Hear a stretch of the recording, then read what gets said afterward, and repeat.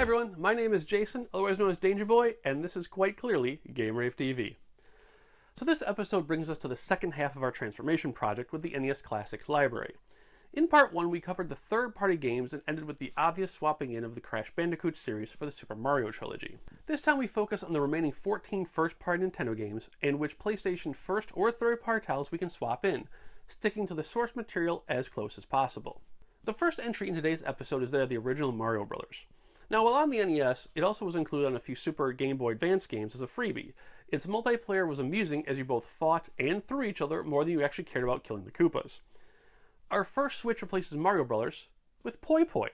Think dodgeball, but you get to throw anything and anyone at everybody else. Our second project revolves around the classic Ice Climber. While most younger gamers really only know them from Super Smash Bros., the Ice Climbers provided an excellent upward vertical scrolling challenge. Trying to find a good fit for this one was problematic until we quite literally flipped the script. Mr. Driller, Namco's downward vertical arcade game, is a great complement to the game it replaces, with vibrant colors, addictive gameplay, a cute little character, and more. Back on solid ground, we can snag our helmets and racing suits as we get to swap out Excitebike for Road Rash. High speeds, flying off bikes, and frantically trying to get back to said bike, along with the fun two-player support, matches each other perfectly. Following Excitebike is Nintendo's legendary Zelda series. Now, while the original Legend of Zelda was and is a cornerstone of the Nintendo legacy, the follow-up with The Adventures of Link wasn't as well received. This was due to the formula and the view being changed. The PlayStation has the obvious and perfect fit with Alundra 1 and 2. Developed by some of the same programmers who did Genesis's Landstalker, Alundra 1 is an amazing and oftentimes brutal nod to Legend of Zelda, which makes the comparison all the more appropriate since, like The Adventures of Link, Alundra 2 failed to meet the same critical acclaim due to a different camera angle and camera style. Once you're done punching the walls due to Alundra's difficulty, you can hop over to Punch-Out's replacement, the original Street Fighter 2 from Street Fighter Collection 2. Now, while a boxing game would have been a more appropriate choice, the US PlayStation's only real arcade boxing game was Ready to Rumble, and it really didn't have the same legacy or punch as Punch-Out and Street Fighter do. We specifically chose the original Street Fighter 2 because both it and Punch-Out are legendary classic games known for their fisticuffs, both involve Mike Tyson in voluntary and involuntary ways, both have amazing uppercuts, and both get sequels with the word super in it. Speaking of Street Fighter, ChunLi and Company helped replace another NES classic. Dr. Mario, known for its 3 pills and a virus cancellation gameplay, is survived by Super Puzzle Fighter 2 Turbo. The game's crash gem cancellation and cute animations are just what the doctor ordered. Nintendo's Pink Puff Kirby made his debut sucking in bad guys and using their powers against other villains. While he's not pink, Klonoa's ring-grabbing technique and like-minded adorableness was a no-brainer.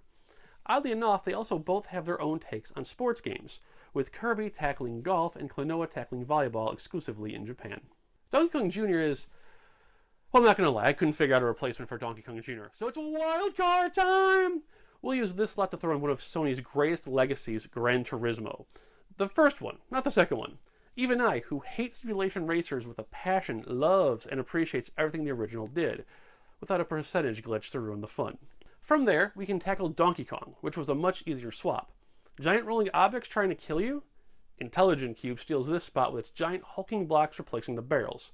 Sure, your on-screen persona isn't as cool as Mario, but it's got a kick-ass announcer and that same addictive gameplay. Somehow, though, I don't see a King of Cube movie coming anytime soon. One of the best games we get to swap out is my other baby, Metroid. Since Symphony of the Night took care of Simon's Quest, we decided to go with the strong female lead angle. Samus's ass-kicking of giant creatures, puzzle solving, and creepy music deserved an exact match on all fronts. Now, some of you just went, "Ha! Tomb Raider!" But I must defer to Regina in Dino Crisis. Both games have a T-Rex to match Ridley and Kraid, but Dino Crisis' backtracking, puzzle elements, and creepy music were a much better fit. That brings us to the last 3 of our project.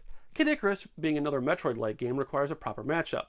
So that means open-world exploration and wings. Gotta be Legacy of Kain Soul Reaver. A beautiful game with an amazing voice cast replaces eggplants and wizards. If you've never played this one, seriously, go play it. Balloon Fight was a false front, so to speak. In reality, the game is essentially a reskinned Joust, which we could have just tossed in the Williams Arcade Classic disc and called it a day. But there's something special about Balloon Fight, especially with it being programmed by Satoru Iwata. So we have a game that focuses around platforms, bopping bad guys, and high-flying acrobatics? Hell yeah, jumping flashes on this console, baby! High jumping on top of cute characters with platforms everywhere? Perfect match. Finally, our last game was actually one of the first, if not the first games we knew right away what to swap with. Star Tropics, a top-down Zelda-like adventure game, allowed you to use peculiar items like a yo-yo to defeat your enemies. The big kicker of the game came when you got to a specific point in the storyline, where you had to use a real letter included in the actual game box. The letter, which is part of the plot, required you to dip it in water, revealing ink that spelled out the required code to open the door. Only one game could take Star Tropics' place, and that is Metal Gear Solid. While the obvious nod to the letter is Metal Gear's case from Meryl's codec, it also matches up in odd items. Cigarettes, ketchup, and even your very controller and memory card in the real world were brought into gameplay. A set of tools that have never really been duplicated again. And there you have it, an alternate reality release of the classic console with parallel game titles. Though I'm willing to bet Sony would at least had longer controller cords. Alright guys, that does it for this week. Stay warm and safe. The Midwest is supposed to get about 8 inches of snow this weekend, so it will definitely be a gaming inside kind of day. Take care, have a great one, we'll see you next week on Pause Mode.